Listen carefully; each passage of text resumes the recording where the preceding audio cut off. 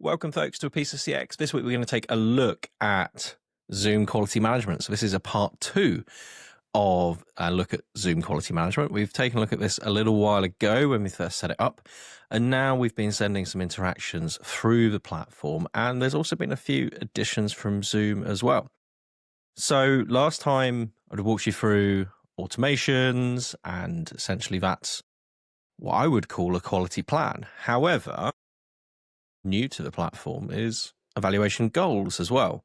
So very similar, but also slightly different. So I'm going to add a new one, and we're going to call this negative. We'll do it on a monthly basis, just because I know I've got interactions there. Standard. I'm going to make myself the evaluator, and I'm going to actually give a due date. This is interesting. So we're going to put due dates with our evaluators there, and I'm going to select all of my agents. Quite like this. Percentages. I'm going to say 40, which is really high. However, you've got conditions here, and these are quite interesting. So I'm going to create a rule rather than a group, but we can do this by a phone number, consumer name, sentiment score. There's loads of different things here. So actually hold events.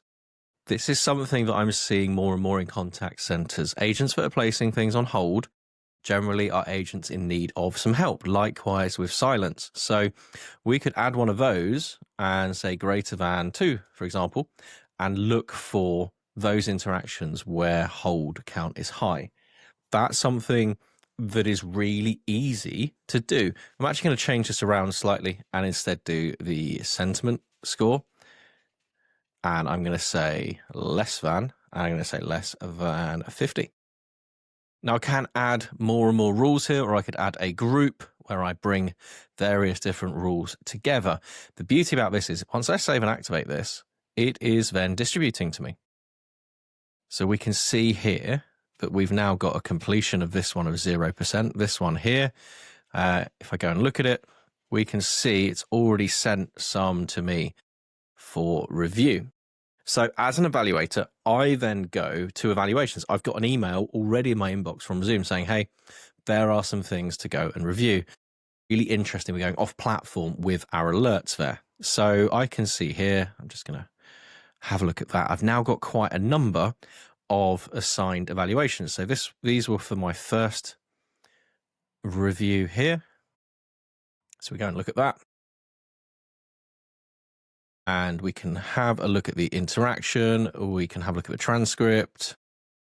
We can see what's gone on. We can see the generally a positive interaction there. And on performance, we can evaluate. So we're still using an evaluator-led evaluation here. I'm just going to go through and score this out.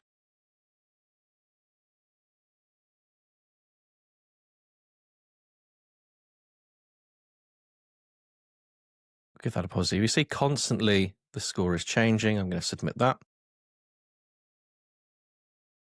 and complete that activity. I can also look at auto scoring here, and actually the auto scoring in the background has also scored this at 75, and we can see here we can be very prescriptive with did the agent greet, and it's going through and giving me justifications as well. We did not acknowledge the loyalty here, and we can see that we did not do that.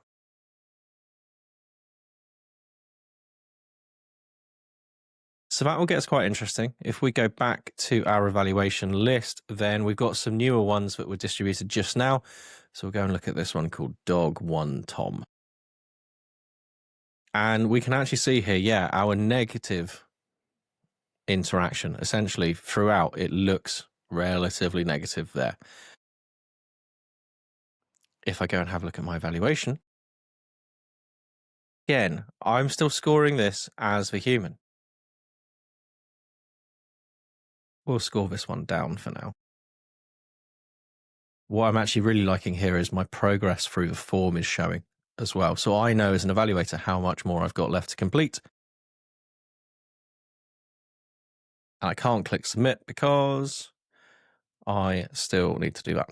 So we'll submit that. Now I could save that in draft as well if I wanted to.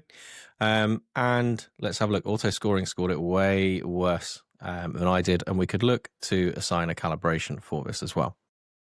Now, something was really interesting here as well. So we'll take this call, not the best call.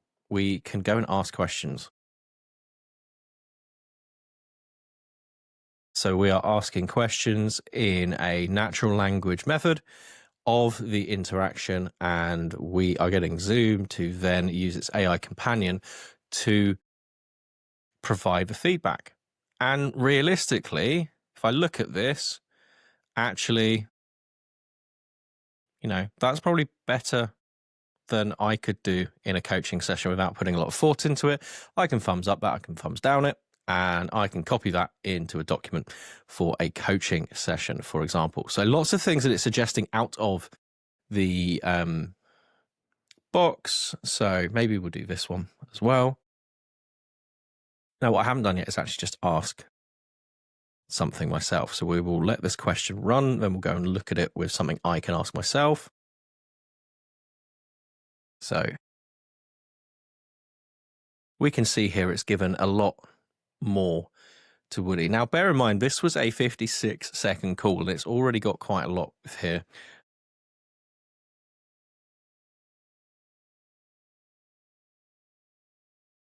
And what I'm going to do is just ask something myself about his speaking rate. So, too abruptly, doesn't take time to explain things, is clipped, sometimes rude.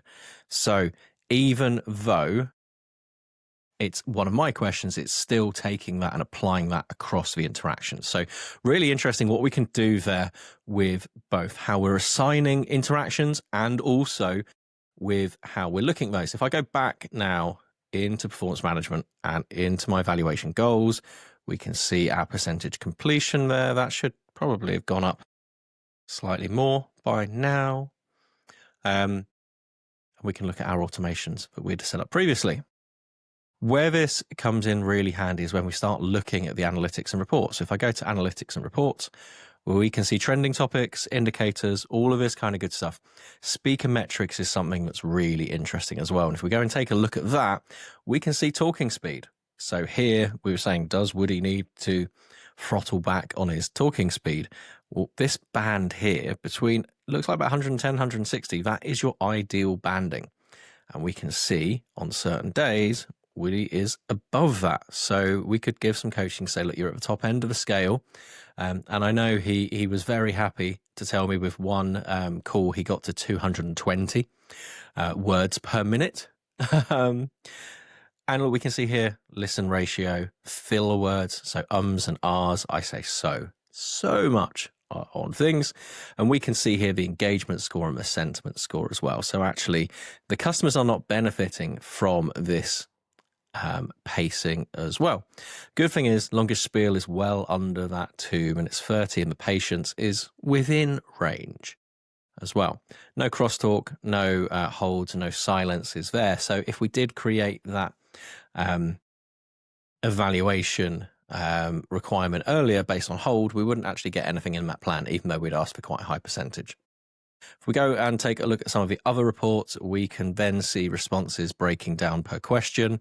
These are my auto responses. So actually, these are just done in the background, automatically scoring any interaction which meets the rule. So this increases the scope of what I can do from a quality perspective. Instead of it just being human-led, every single interaction that I pick within that scope is being scored automatically. So here, did the agent ask for the customer's name? We can quickly drill into this and understand what's gone on, where these are. And actually, we're getting Zoom's AI companion throughout as well. So you've seen Zoom's AI companion across the Zoom suite. Here it is constantly looking at ways in which it can help you. And maybe we're going to look at things in a slightly different way. We've got some poor interactions here. Unprofessional behavior, disjointed, ineffective, dismissive, and impatient. We can very quickly drill down into coaching opportunities. So lots of things we can do here. If we go back to the various different analytics, we can look at evaluator performance. And we can see that I've completed 2 interactions like so. And we can go into things like topic mentions as well. So we can understand what is going on at an analytical level and at a quality level. So that's a part 2 on Zoom's quality management and performance management with Zoom Contact Center. I suspect, given the rate of change within the platform and the increasing number of really interesting features, there's going to be a part 3 at some point. Thank you very much for watching A Piece of CX.